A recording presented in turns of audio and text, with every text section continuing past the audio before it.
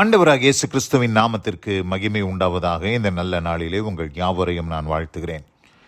இந்த நாளின் தியானத்திற்கு என்று தெரிந்து கொள்ளப்பட்ட வேத பகுதி உபாகமத்தின் புஸ்தகம் 31 அதிகாரம் 8 வசனம். Deuteronomy chapter 31 verse 8. கர்த்தர் தாமே உனக்கு முன்பாக போகிறவர், அவர் உன்னோடே இருப்பார், அவர் உன்னை விட்டு விலகுவதுமில்லை, உன்னை கைவிடுவதுமில்லை, நீ பயப்படவும் கலங்கவும் வேண்டாம் என்றான். ஆமென். பிரியமானவர்களே, நான் வாசிக்க கேட்டதான இந்த வார்த்தைகள் மோசே யோசுவாவை பார்த்து சொன்ன வார்த்தைகள் என்பதை நாம் அறிந்திருக்கிறோம். என்ன சொல்லுகிறார்? கர்த்தர் உனக்கு முன்னாக போகிறவர், அவர் உன்னோடு இருப்பார், அவர் உன்னை விட்டு விலகுவதும் இல்லை, உன்னை கைவிடுவதும் இல்லை என்று இங்கே சொல்கிறார். ஏன்னா கானானுக்குள்ள வழி நடத்தி கொண்டு போகிறது யாருன்னு கேட்டிங்கன்னா யோசுவா தான். மோசே ஜனங்களை வனாந்தரத்தில் வழி நடத்தி வந்தார். ஆனால் கானானுக்குள்ளே போய் வழி நடத்தி அந்த ஜனங்களுக்கு சுதந்திர பாகத்தை பிரித்து கொடுக்கணும். அவங்களுக்கு சுதந்திர பாகத்தை, லேண்டெல்லாம் பிரித்து அவங்களுக்கு ஒவ்வொருத்தருக்கும் ஒவ்வொரு கோத்திரத்துக்கும் இந்த பகுதி அப்படின்னு சொல்லி பிரித்து கொடுக்க வேண்டிய ஒரு பெரிய வேலை யோசுவாக்கிட்ட இருக்குது. இது ரொம்ப குழப்பமான வேலை. அது மாத்திரம் இல்லை, உள்ளே போய் கானானுக்குள்ளே போய் நேராக போய் சுதந்திரிக்க முடியாது. உள்ள 7 ஜாதிகள், 7 ட்ரைப்ஸ் இருந்தாங்க, 7 ட்ரைப்ஸ். அதில் ஜெயண்ட்ஸ் இருந்தாங்க, ராட்சதர்கள் இருந்தாங்க, ஏனாக்கின் புத்திரர்கள் இருந்தாங்க, கொடிய நெடிய மனிதர்கள், அங்கே பலத்த மனிதர்கள் அங்கே உள்ளே வாழ்ந்து கொண்டு இருந்தாங்க. அவங்கள எல்லாரையும் துரத்தி விட்டுட்டு தான் அந்த தேசத்தை சுதந்திரிக்கணும். அப்போது ஒரு பெரிய டாஸ்க்கு, யோசுவாவுக்கு ஒரு பெரிய டாஸ்க்கை இங்கே மோசே கொடுக்குறார். கொடுக்கும்போது மோசே சொன்ன வார்த்தை, கர்த்தர் தாமே உனக்கு முன்னே போகிறவர். ஏன்னா கர்த்தர் முன்னே போனாருன்னா நமக்கு என்ன கிடைக்குன்னு கேட்டிங்கன்னா இளைப்பாறுதல் கிடைக்கும். ஆண்டவர் சொல்கிறார், என் சமூகம் உனக்கு முன்பாக செல்லும், நான் உனக்கு இளைப்பாறுதல் தருவேன். அப்போ இளைப்பாறுதல், ரெஸ்ட்டு, ஆண்டவர் முன்னே போகிறார். பிரியமானவர்களே, இந்த அருமையான இந்த வருஷத்தின் துவக்கத்தில் இருக்கிறதான கர்த்தருடைய பிள்ளைகளே, இந்த வருஷத்தின் துவக்கத்தில் ஆண்டவர் இந்த வசனத்தை கொடுக்குறார். இந்த வருஷத்துக்கு முன்பாக நாம் நின்றுட்டுருக்குறோம். இந்த வருஷத்தை கடந்து செல்லணும். எப்படி யோசுவாவுக்கு ஆண்டவர் வசனத்தை கொடுத்தாரோ இந்த வார்த்தை நமக்கு கொடுக்கப்படுகிறது.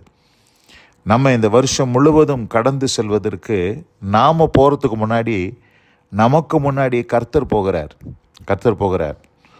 அப்போ கர்த்தர் போகிறார் மாத்திரம் இல்லை, ஆண்டவர் சொல்கிறாரு, நான் உன்னோடு இருப்பேன்னு சொல்கிறார். I will be with you Emmanuel, நான் உன்னோடு கூட இம்மானுவேலராக உன் கூட இருப்பேன்னு சொல்கிறார். அது மாத்திரம் இல்லை, நான் உன்னை விட்டு விலகவும் மாட்டேன், உன்னை கைவிடவும் மாட்டேன், நீ பயப்படவும் கலங்கவும் வேண்டான்னு சொல்கிறார். இந்த வருஷத்தில் பல காரியங்கள், பல சவால்கள், பல எதிர்ப்புகள், பலவிதமான காரியங்களை நம்ம சந்திக்க வேண்டி இருக்கிறது. ஒரு வருஷத்தை கடந்து போகிறதுனா சாதாரண காரியம் இல்லை. அதில் பலவிதமான காரியங்கள் அடங்கி இருக்கிறது. அதையெல்லாம் நாம், அந்த சவால்களை நாம் சந்தித்து ஜெயம் கொள்ள வேண்டும் என்று சொன்னால் அதற்கு கொஞ்சம் பயம், கலக்கம் நமக்கு நிச்சயமாக எல்லாருக்குமே உண்டு. ஆனால் ஆண்டவர் சொல்கிறாரு, பயப்படவும் கலங்கவும் வேண்டாம். இது யார்கிட்ட சொல்கிறாருன்னா யோசுவா கிட்ட சொல்கிறார். யார் சொல்கிறா? மோசே சொல்கிறார். ஆனால் மோசே மாத்திரம் இல்லை, தேவனும் பாருங்கள் யோசுவாவுக்கு இதே வாக்குத்தத்தத்தை கொடுக்குறார். இதே வாக்குத்தத்தத்தை ஆண்டவர் யோசுவாவுக்கு கொடுக்குறார். 1 அதிகாரம், யோசுவாவின் புஸ்தகம் 1 அதிகாரம் 5 வசனத்தை வாசிக்கிறேன். நீ உயிரோடு இருக்கும் நாளெல்லாம் ஒருவனும் உனக்கு முன்பாக எதிர்த்து நிற்பதில்லை. நான் மோசையோடு இருந்தது போல உன்னோடு இருப்பேன். நான் உன்னை விட்டு விலகுவதுமில்லை, உன்னை கைவிடுவதுமில்லை. அப்போ பாருங்கள், ஆண்டவர் இந்த வாக்குத்தத்தத்தை யாருக்கு கொடுத்தாருன்னா யோசுவாவுக்கு கொடுக்குறார். மோசே சொன்ன அதே வார்த்தை இங்கே சொல்கிறார், நான் உன்னை விட்டு விலகவும் மாட்டேன், உன்னை கைவிடவும் மாட்டேன். இப்படி சொன்னதுனால யோசுவா அநேக யுத்தங்களை நடப்பித்தார். அநேக யுத்தங்கள், கானான் தேசத்துக்குள்ளே யுத்தங்கள் நடந்துச்சு. ராட்சதர்கள் இருந்தாங்க, கொடிய மனிதர்கள் இருந்தாங்க, ராஜாக்கள் இருந்தாங்க. அவங்கள எல்லாரையும் மேற்கொள்வதற்கு யோசுவாவுக்கு வேண்டிய பலனையும் அபிஷேகத்தையும் கொடுத்தது மாத்திரம் இல்லை, அந்த ஜனங்களுக்கு தேசத்தை பங்கிட்டு கொடுக்குற ஒரு பெரிய பொறுப்பு. ஏன்னா சொத்து பிரிக்கும் போது தான் சண்டைலாம் வரும். சாதாரணமாக பார்த்திங்கன்னா ஒரு குடும்பத்தில் 4 சகோதரர்கள் இருக்கிறாங்கன்னா அவங்க ஒற்றுமையாக இருப்பாங்க. ஆனால் சொத்து பிரிக்கிறாங்க அப்படின்னும் போது பார்த்திங்கன்னா அவங்களுக்குள்ள பல பிரச்சனைகள் வந்து எத்தனையோ குடும்பங்கள் பிரிஞ்சு போயிருக்கிறத நம்ம பார்க்குறோம். அப்போ இந்த 12 கோத்திரங்களுக்கு ஆண்டவர் இங்கே அந்த பாகப்பிரிவினை, அந்த உள்ளே இருக்கிற அந்த சொத்தை பிரித்து கொடுக்குறார், தேசத்தை பிரித்து கொடுக்குறார். பிரித்து கொடுக்கும்போது அமைதலாக அது நடக்குது. இது ஏன் இப்படி நடந்துச்சு அப்படின்னு பார்க்கும்போது, கர்த்தர் கொடுத்த வாக்குத்தத்தம், நான் உன்னை விட்டு விலகவும் மாட்டேன், உன்னை கைவிட மாட்டேன், ஒருவனும் உனக்கு முன்பாக எதிர்த்து நிற்பதில்லை என்று ஆண்டவர் வாக்குத்தத்தம் கொடுத்தார். அந்த வாக்குத்தத்தத்தை யோசுவா பெற்றிருந்ததுனால எந்த பிரச்சனையுமே அங்கே நடக்கலை. எல்லாம் ஸ்மூத்தாக போச்சு.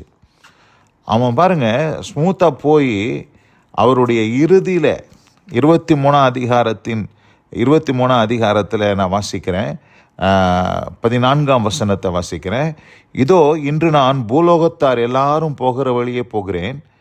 உங்கள் தேவனாகிய கர்த்தர் உங்களுக்கு சொன்ன நல்வார்த்தைகளிலெல்லாம் ஒரு வார்த்தையும் தவறி போகவில்லை என்பதை உங்கள் முழு இருதயத்தாலும் உங்கள் முழு ஆத்துமாவாலும் அறிந்திருக்கிறீர்கள். அவைகளெல்லாம் உங்களுக்கு நிறைவேறிற்று, அவைகளில் ஒரு வார்த்தையும் தவறி போகவில்லை. இங்கே யோசுவா சொல்கிறாரு, நான் பூலோகத்தார் போகிற மாதிரி என்னுடைய வாழ்க்கையை முடிக்கிறேன், என்னுடைய ஓட்டத்தை முடிக்கிறேன், எல்லாத்தையும் நான் முடிச்சிட்டேன், கானானை சுதந்திரிச்சாச்சு. ஆனால் ஆண்டவர் சொன்ன ஒரு வார்த்தை கூட தவறி போகவில்லை, எல்லாவற்றையும் ஆண்டவர் நிறைவேற்றினாருன்னு சொல்கிறார். அப்போ பாருங்கள், ஆண்டவர் யோசுவாவோடு இருந்தார். யோசுவாவோடு இருந்து அந்த கானான் பிரயாணத்தில் கூடவே இருந்து அந்த கானானை சுதந்திரிப்பதற்கு ஆண்டவர் கிருபை செய்தார். இந்த அருமையான இந்த நல்ல நாளில் கூட நாம் இந்த வருஷத்தின் துவக்கத்தில் நின்று கொண்டு இருக்கிறோம். நாம் இந்த வருஷத்தை சுதந்திரிக்கணும். இந்த வருஷத்தில் ஆண்டவர் யோசுவாவுக்கு எப்படிப்பட்ட ஒரு வாக்குத்தத்தம் கொடுத்தாரோ அதே போல் ஒரு வாக்குத்தத்தத்தை ஆண்டவர் உங்களுக்கும் எனக்கும் கொடுத்துருக்கிறார்.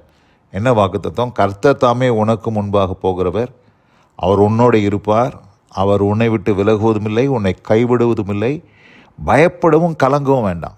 அதனால் இந்த வருஷத்தில் நீங்கள் பல காரியம், உங்கள் பிள்ளைகளை குறித்து, உங்கள் எதிர்காலத்தை குறித்து, உங்களுடைய வேலை ஸ்தலத்தை குறித்து, கையிட்டு செய்கிற பிரயாசங்களை குறித்து, உங்களுக்கு இருக்கக்கூடிய ஃபினான்ஷியல் சிச்சுவேஷன்ஸை குறித்து, நீங்கள் பல காரியங்களை குறித்து யோசித்து பயந்து கொண்டு இருக்கிறீங்க.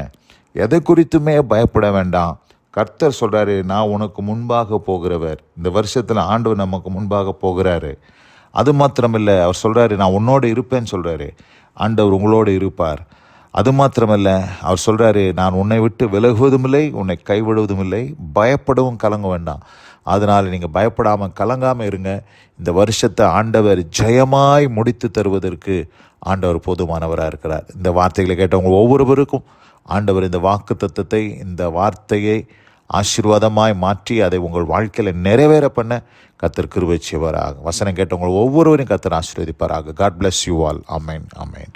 நாம் ஜெபிப்போம். எங்கள் அதிகமாய் நேசிக்கிறதான எங்கள் அன்பின் பரலோக பிதாவே, கர்த்தர் தாமே உனக்கு முன்பாக போகிறவர், அவர் உன்னோடு இருப்பார், அவர் உன்னை விட்டு விலகுவதும் இல்லை, உன்னை கைவிடுவதும் இல்லை, நீ பயப்படவும் கலங்கவும் வேண்டாம் என்று சொன்ன அந்த வார்த்தையின்படியாய் ஆண்டவரே, உம்முடைய பிள்ளைகள் பயப்படாமல் கலங்காமல் இந்த வருஷத்தை எதிர்நோக்கி ஓட கர்த்தர் கிருபை செய்தலும். இந்த வருஷத்தை ஆசீர்வதித்து நன்மையால் முடிசூட்டி அருளும். இயேசு கிறிஸ்துவின் வல்லமை மிகுந்த நாமத்தில் பிதாவே, ஆமேன், ஆமேன்.